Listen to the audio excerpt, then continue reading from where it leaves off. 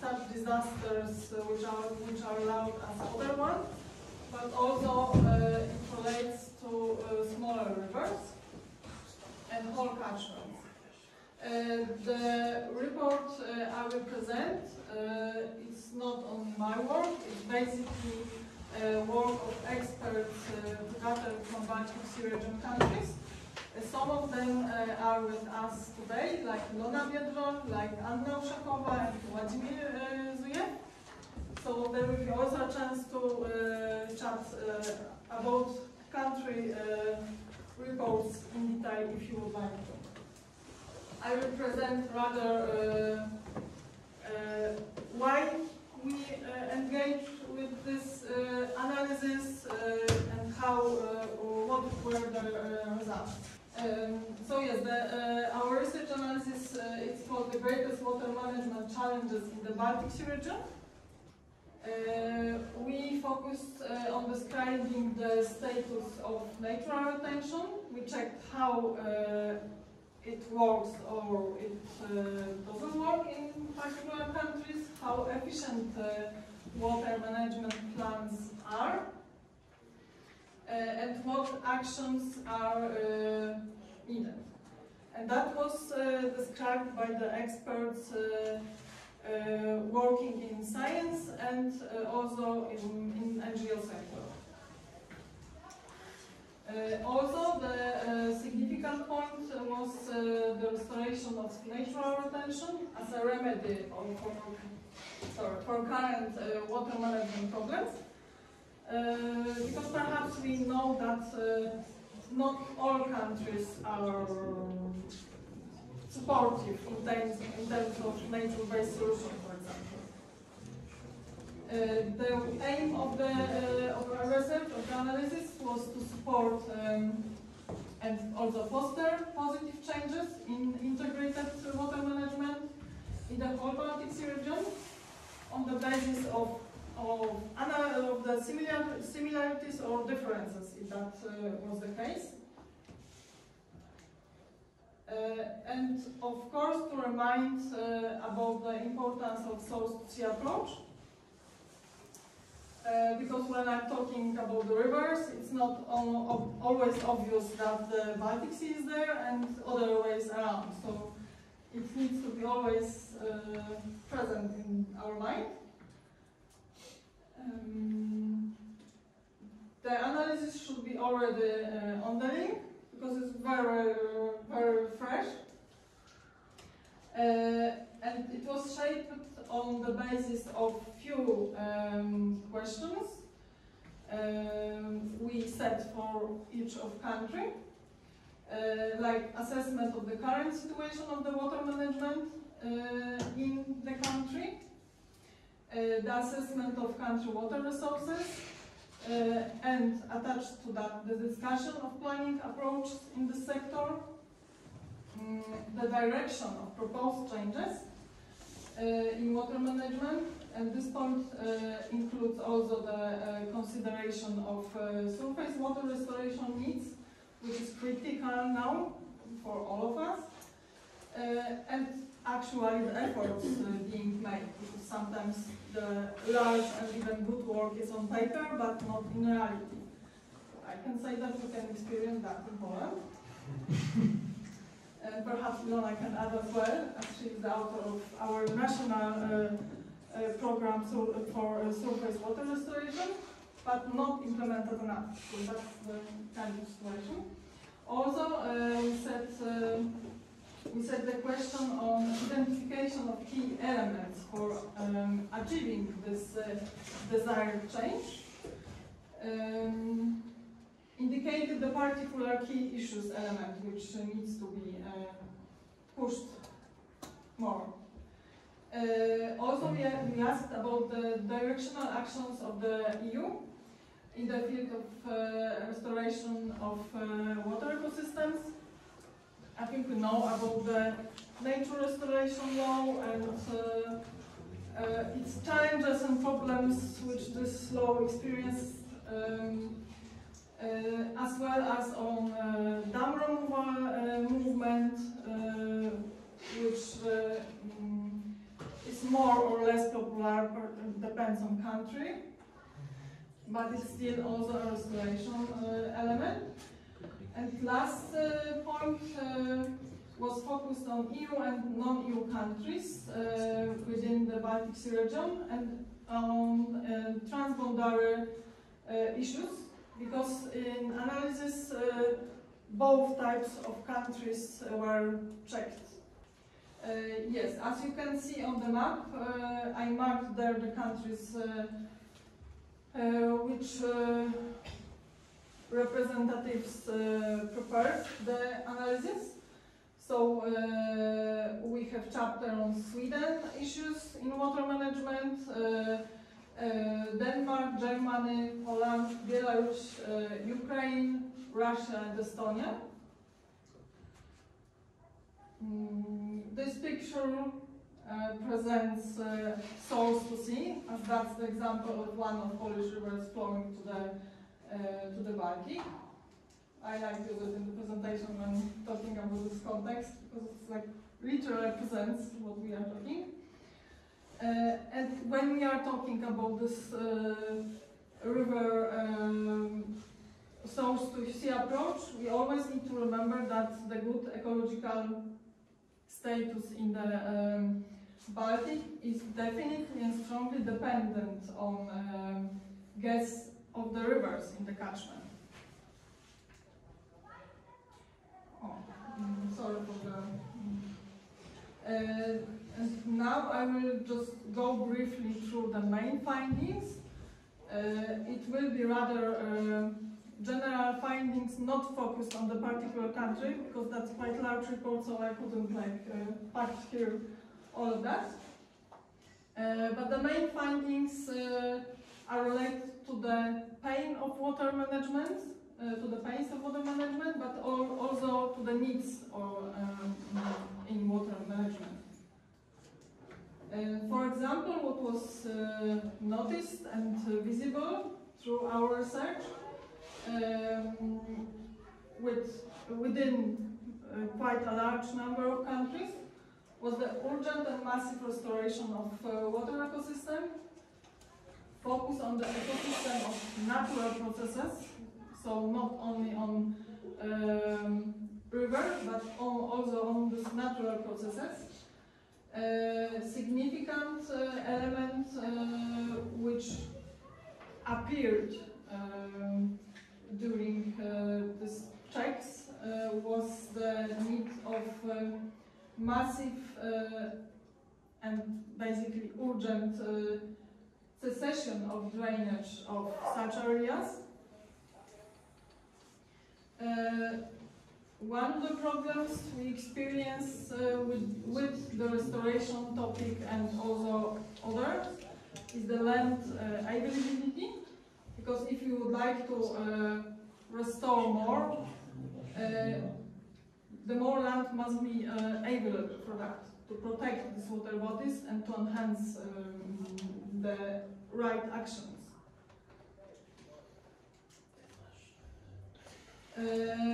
Unfortunately, I think we are aware of that, lack of financing, or at least not enough of funds for such actions as restoration.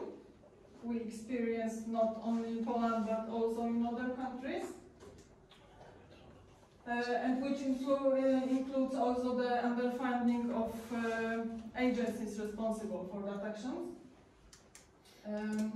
What is needed across the Baltic Sea region is also the reduction of the maintenance activities on the rivers, or at least the use of better practices of maintenance. We also have some guidelines for that, which unfortunately are not enough in use. So it can be better, but if we are able to use it in practice, if we want, maybe I should say. Of course, reduction of pollution, that's quite obvious, as we have large eutrophication in the Baltic Sea, but that's also related to introducing buffer zones more as a standard than exception. because they can work also as filters.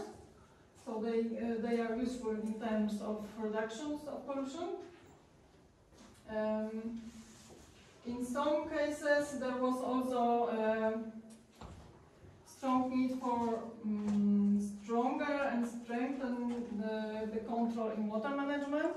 For example, Denmark was complaining that their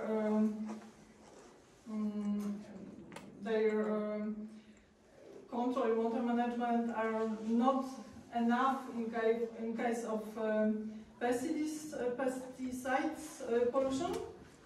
That was very bold example. Although some countries pointed on urgent and bold need of modernization and reconstruction in terms of wastewater treatment. And I can give an example like Ukraine, Estonia, such of these countries, which also comes to reduction of pollution.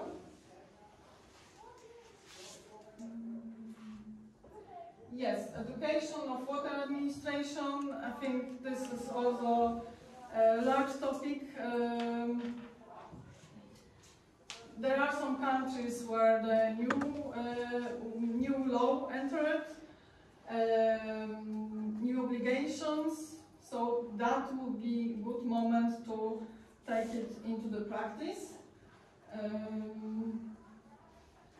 Especially in terms of this more nature-friendly solutions, like nature-based solution, restoration, how to do it properly, because sometimes, at least in Poland, we can experience that restoration is done, but we can see that it's not really restoration, yes, or not done properly.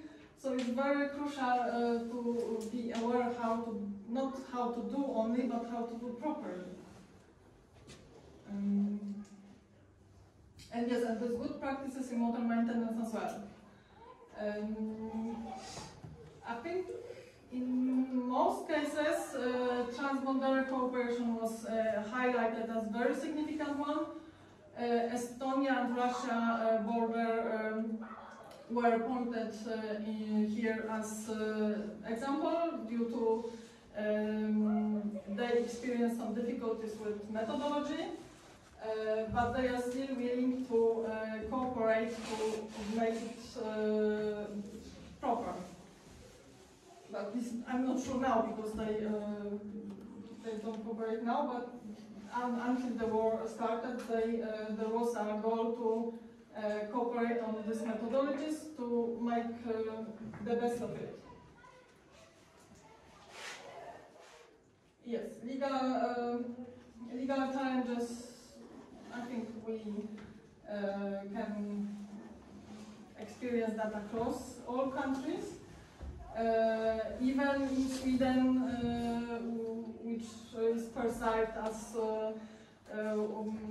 very knowledgeable and nature-based, so they also experience the legal application and exceptions challenges in terms of Drinking Water Framework Directive.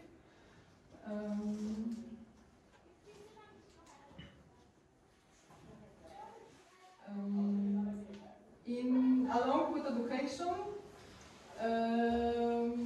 of water administration and water institutions, also the good project planning was pointed out as a significant element to raise the standards, not only on paper but in practice, how the projects related to water sector are done, step by step, with significant analysis. Yeah, the groundwater protection was pointed in also in few countries. I noticed the Denmark example with pesticides. And of course, still a lot of work to be done on increasing awareness of our societies in terms of not only rivers nearby, but in terms of how water management works, how it impacts the society, how they can get involved, how they can check what the future is planned for their rivers, because without it, well, we are blind to them. Water councils were pointed in some cases as a helpful structure or tool, rather structure, on the local level to meet broad stakeholder group and to get the better involvement of different groups within the water management process. So that can be also perhaps the good example for other countries. And Ukraine case obviously was pointed out as the example to work on and help with damage related to water and sanitation sector, and to think and act on a further step, which is green recovery of the whole land. The main conclusions visible from all checks amongst these countries were, for example, that existing model of water resources management unfortunately doesn't fully provide a solution to water problems. But I think we are aware of that because we experience a lot of problems in this sector. What I already said, it also this large need of cross-sectoral and transboundary cooperation on water resources, because that's also the field where large problems are experienced, like different methodologies or other. And always working on better condition of water management, always need to remember about this, that the good ecological status of the Baltic strongly depending on rivers. Yes, so it's like hard set connection. Of course, keeping the flows necessary to maintain biological life, it's large importance. Here we have a I don't know how to pronounce, maybe Wadzimir will help me if he's here. That's the river from Belarus, with just beautiful meander. You cannot say it differently. Yes, the source to sea approach I already pointed out. Yes, that's the important factor. Spatial planning. If we think about the different stakeholders, maintaining solidarity across the whole catchment, we need to also work on improvements in spatial planning. I think we already also have some experts related to this topic during this edition. And this example is the dam removal effect on CINEA dam in Estonia. One of iconic, I would say, removal restoration project funded by cohesion funds, which was also the achievement. And it resulted in opening 3,000 kilometers of free-flowing river.